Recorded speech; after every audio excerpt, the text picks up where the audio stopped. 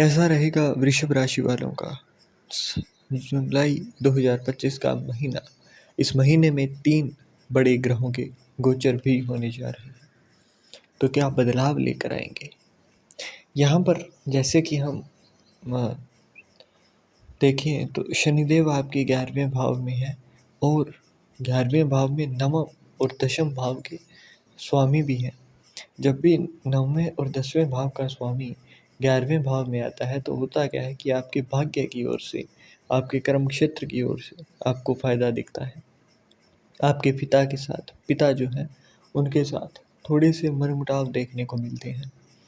आपके कर्म क्षेत्र में बदलाव, प्रमोशन होना देखा जाएगा।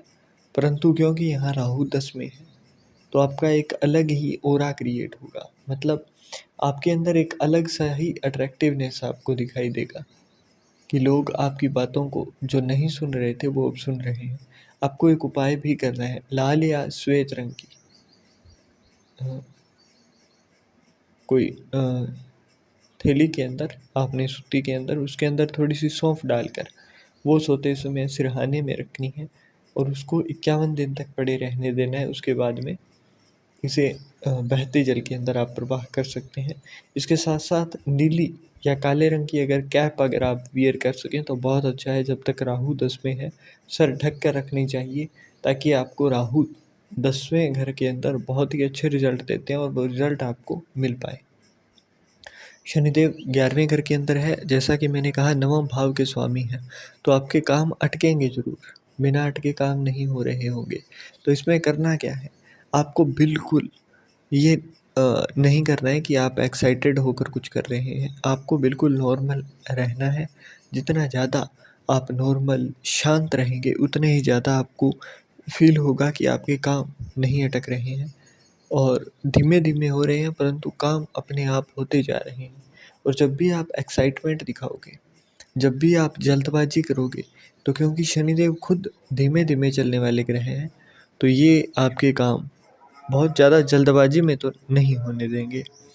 इसके साथ बात की जाए जुपिटर और सन की, तो दोनों ही सेकंड हाउस के अंदर हैं।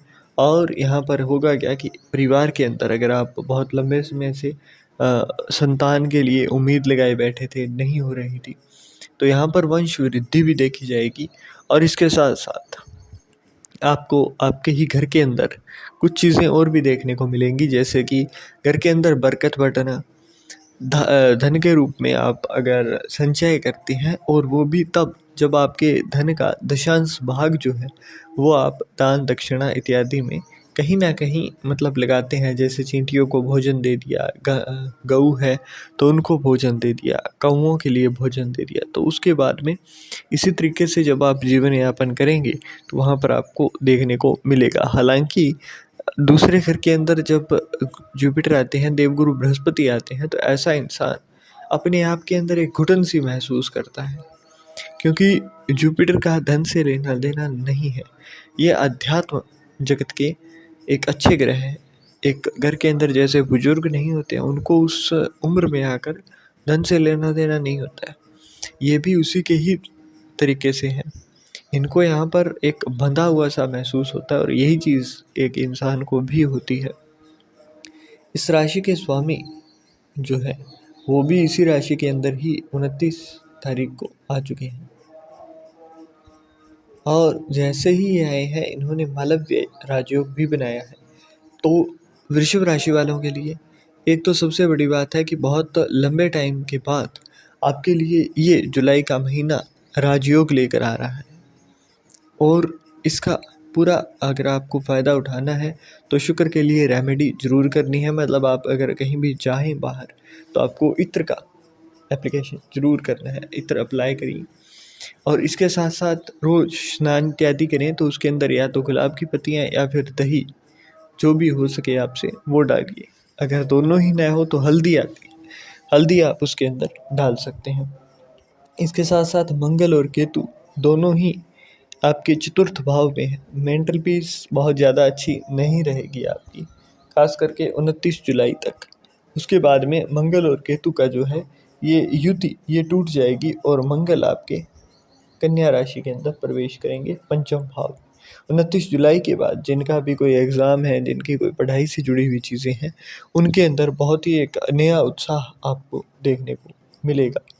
यहाँ पर शुक्र जो है वो 26 जुलाई को मिथुन राशि में गोचर करेंगे और क्योंकि धन भाव में गोचर कर रहे हैं तो यहाँ से आपको थोड़ा एक अच्छा रिलीफ देखने को मिलेगा। हालांकि दोनों ही दुश्मन ग्रह 36 का आंकड़ा जिसे कहते हैं, तो जुपिटर और शुक्र दोनों ही वैसे तो दुश्मन ग्रह हैं, परंतु आपको एक मिला जुला सा ही असर दिखाई देगा यहाँ पर भी।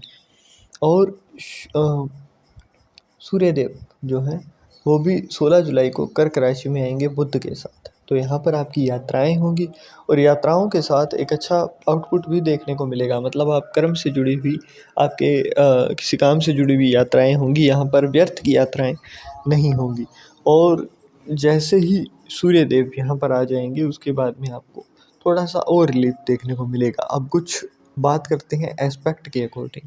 यहाँ पर शनिदेव 11वें भाव से अपनी तीसरी दृष्टि फर्स्ट हाउस के ऊपर डाले हुए है, जिससे कि शुक्र को यहाँ पर दृष्टि की वजह से आपके अंदर थोड़ी जिद्द आना, थोड़ा सा नेचर आपके नेगेटिविटी आना, दिमाग के अंदर मेंटल पीस का थोड़ा सा जाना, ये चीज़ आपको देखने को मिल रही है।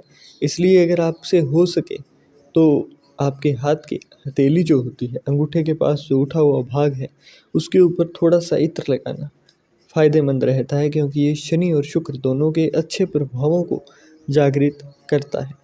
इसके साथ साथ अगर बात की जाए इनकी सप्तम दृष्टि की, तो यहाँ से सीधी सीधी पंचम भाव पर जा रही है और मंगल जैसे ही 29 जुलाई को यहाँ गोचर करेंगे तो उसके बाद में इसका प्रभाव थोड़ा आपको कंट्रोल में देखने को मिलेगा।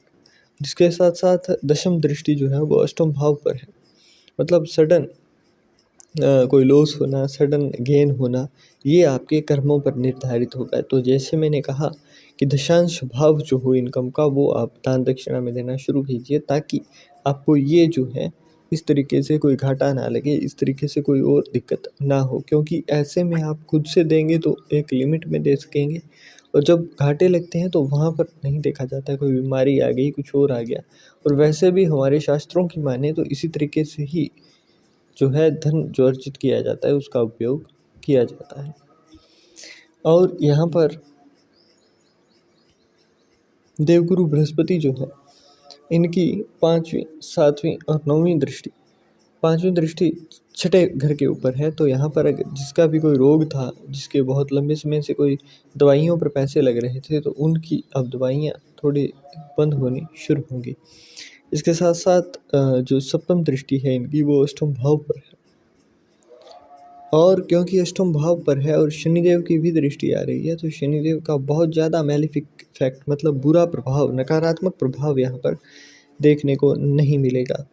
और नवम दृष्टि जो है वो इनकी दशम भाव पर, मतलब जुपिटर पर है।